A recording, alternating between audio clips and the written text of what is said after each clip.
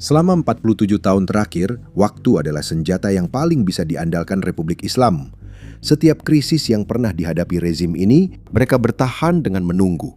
Lihat saja krisis Sandra tahun 1979, itu berlangsung selama 444 hari. Lalu lihatlah perang Iran-Irak yang berlangsung selama 8 tahun, dan rezim itu menang dengan bertahan lebih lama dari Saddam. Mereka melakukan hal yang sama di setiap negosiasi yang pernah terjadi terkait program nuklir mereka. Tujuan mereka hanyalah menunggu, dan terus menunggu sampai orang Amerika lelah. Dalam setiap konflik, baik secara militer maupun diplomatik, Republik Islam tahu bahwa mereka memiliki lebih banyak waktu daripada musuh-musuhnya. Sayangnya bagi IRGC, perhitungan itu sekarang berubah, dan perubahan itu terjadi karena blokade Amerika Serikat.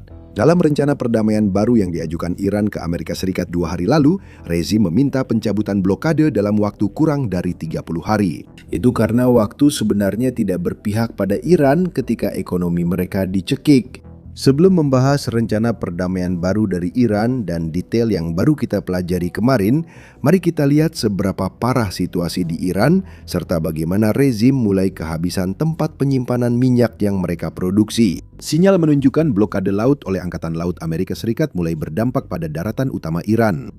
Juru bicara Kementerian Perindustrian, Pertambangan dan Perdagangan Iran mengimbau masyarakat waspada saat membeli mobil karena kenaikan harga terbaru disebabkan manipulasi pasar tanpa dasar ekonomi.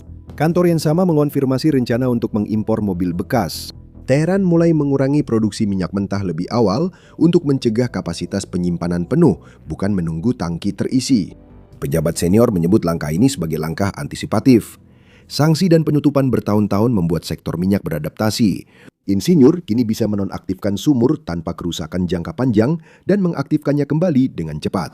Hamid Hosseini, juru bicara ekspor produk minyak, gas, dan petrokimia Iran, mengatakan bahwa industri tersebut memiliki cukup pengalaman dan tidak khawatir. Sekarang ini adalah tren umum yang akan kita lihat di video ini.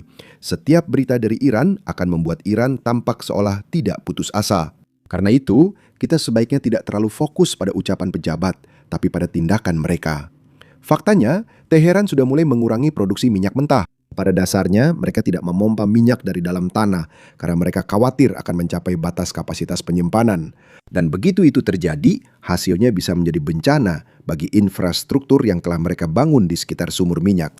Jika mereka harus menutup sumur minyak, itu berarti akan sangat-sangat sulit untuk mengoperasikannya lagi.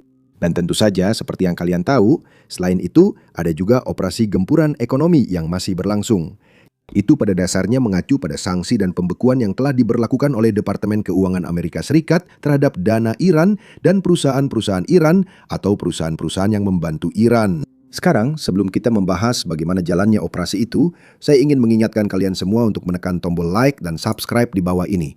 Itu benar-benar sangat membantu kami di mata algoritma YouTube. Itu biasanya kurang suka topik perang yang kami bahas.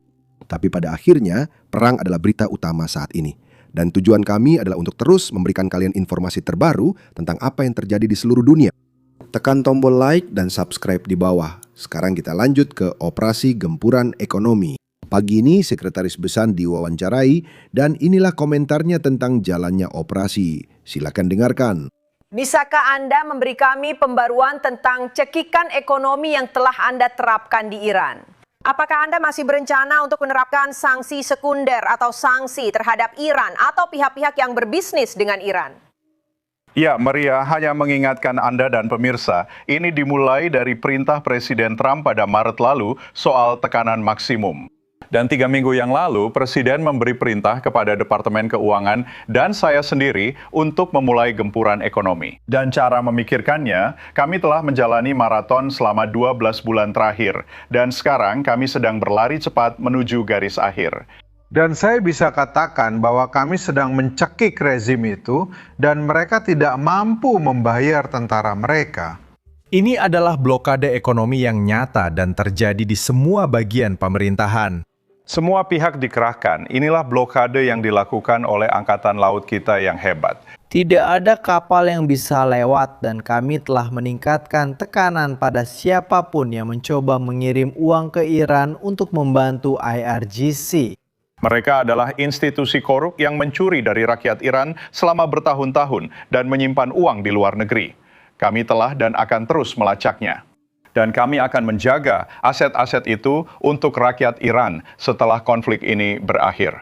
Dia juga membahas bagaimana Iran seperti merugikan diri sendiri saat mulai menyerang negara-negara Teluk, terutama Uni Emirat Arab. Karena Uni Emirat Arab adalah negara yang bersedia menutup mata ketika IRGC menggunakan perusahaan atau perusahaan cangkang di dalam Uni Emirat Arab untuk menghindari sanksi. Namun setelah Iran menembakkan 2.000 rudal dan drone ke Uni Emirat Arab selama perang, para pejabat Uni Emirat Arab sekarang tidak lagi bersedia menutup mata. Mereka sekarang justru sangat proaktif dalam menemukan rekening-rekening Iran ini dan pada dasarnya membekukan semua uang yang ada di sana. Berikut pembaruan dari Sekretaris Basan, silakan dengarkan. Mereka benar-benar salah perhitungan ketika mulai mengebom para tetangga Teluk mereka lewat serangan militer. Dan sebagai tanggapan, para tetangga Teluk yang menurut saya cukup permisif dalam membiarkan uang IRGC Iran, uang rezim Iran masuk ke sistem perbankan mereka, telah sangat terbuka. Dan mereka pun angkat bicara dan memberikan kami rinciannya dan mengizinkan kami membekukan aset-aset tersebut. Jadi IRGC telah menyaksikan aset curian mereka selama bertahun-tahun, puluhan tahun, selama 47 tahun dibekukan dan lenyap dengan sangat cepat. UEA telah memutuskan bahwa OPEC bukan untuk mereka. Sebagian besar monopoli akhirnya runtuh karena bebannya sendiri. Maria, kita bisa bahas sekarang atau nanti? Tapi ini memberi saya banyak optimisme bahwa harga minyak setelah konflik ini akan jauh lebih rendah daripada sebelumnya. Atau di awal tahun atau kapan saja di tahun 2020-2025. Ada satu kebocoran dalam seluruh sistem ini yang terus digunakan Iran untuk bertahan hidup atau memperpanjang kematian ekonominya. Dan kebocoran itu sebenarnya adalah perbatasan Iran-Pakistan. Seperti yang kalian lihat dari cuplikan di layar, ada banyak truk dan sepeda motor yang membawa minyak atau barang-barang lain dari satu sisi dan membawanya ke sisi lain. Ini adalah cara Iran untuk mengakali blokade Laut AS Serikat yang telah mencekik perdagangan, ekspor, dan impornya. Sekarang ini agak membingungkan karena kalian mungkin berpikir bahwa Pakistan berada di pihak AS Serikat mengingat seberapa besar bantuan yang sebenarnya diberikan Amerika Serikat kepada mereka. Tapi disinilah saya rasa uang di atas segalanya. Pakistan itu semacam kediktatoran militer. Mereka memang punya pemerintahan sipil, tapi kekuasaannya tidak terlalu besar. Ada sisi militer dari seluruh perekonomian yang mengendalikan semua hal penting. Dan sayangnya, semua penyelundupan yang terjadi di perbatasan Iran-Pakistan itu, ya militer sangat diuntungkan dari situ. Mungkin itu sebabnya ini terjadi. Kini, Presiden Trump ditanya soal ini karena sudah jadi berita besar. Kalau dipikir-pikir, jika rencana AS Serikat adalah untuk mencekik ekonomi Iran, sepertinya sekutu AS Serikat Pakistan justru membantu Iran bertahan. Nah, coba dengarkan jawabannya. Jawabannya tidak terlalu bagus.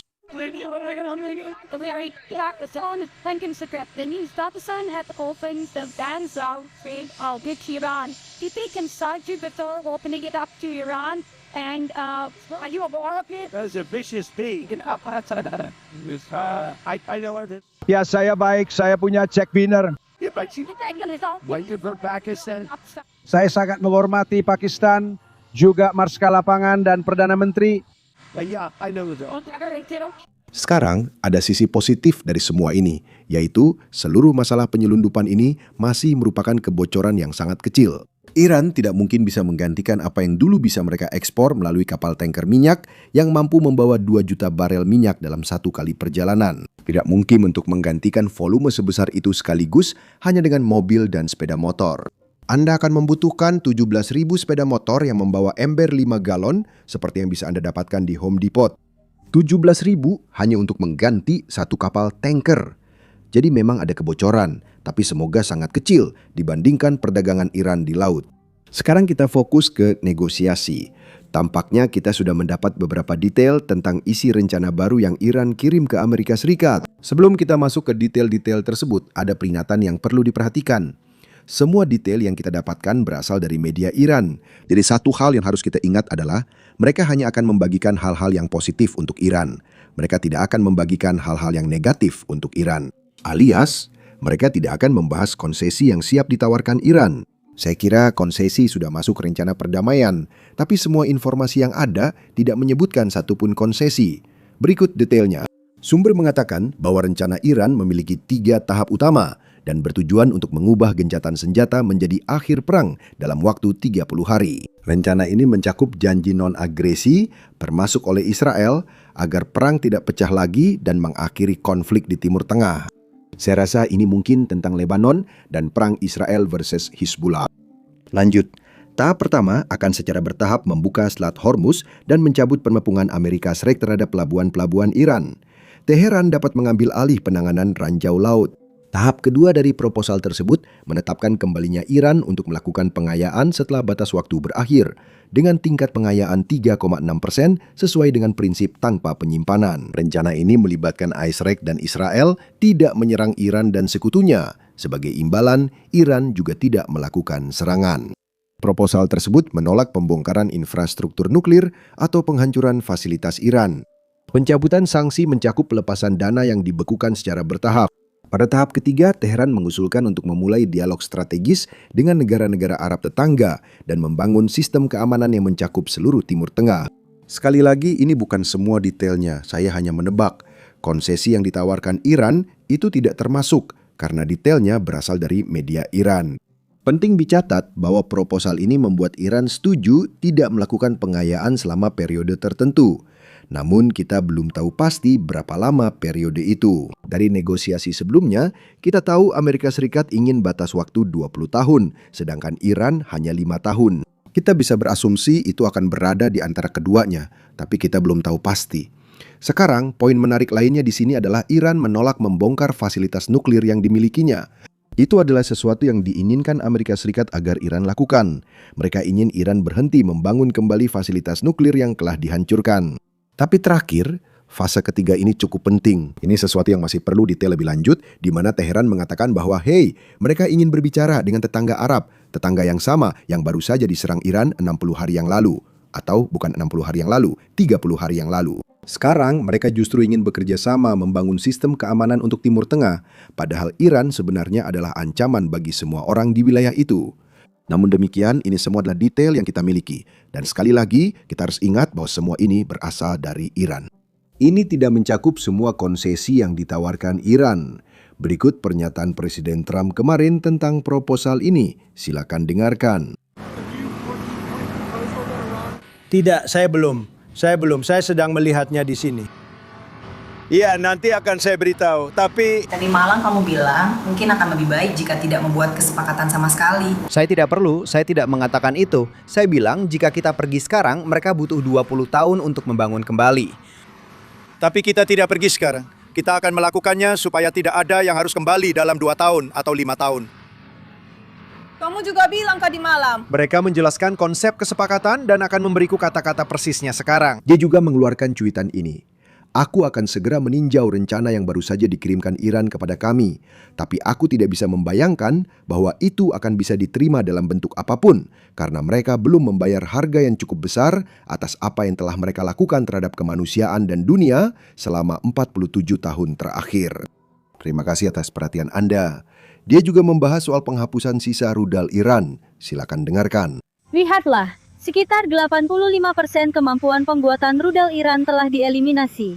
Benar. Semua orang sudah punya persepsi. Ini rahasia yang baik untuk dihilangkan. Ya, saya ingin menghilangkannya. Dan saya ingin itu menjadi titik awal bagi mereka untuk membangun kembali. Dan ya, saya ingin menghilangkannya. Sekarang, untuk memahami mengapa Iran bersikap seperti sekarang, kita harus kembali dan melihat bagaimana Iran bisa sampai pada posisinya saat ini.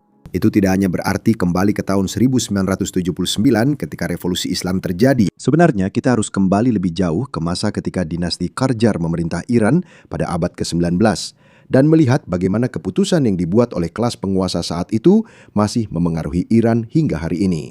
Nah, tebak apa? Itu yang kami lakukan di podcast berseri baru kami yang dirilis hari ini. Jadi, jika Anda seseorang yang tertarik dengan sejarah Iran dan bagaimana kita bisa sampai ke titik ini, pastikan untuk mendengarkannya. Anda bisa menontonnya dengan mengklik tautan di deskripsi, atau Anda juga bisa menontonnya dengan mengklik layar akhir di layar Anda.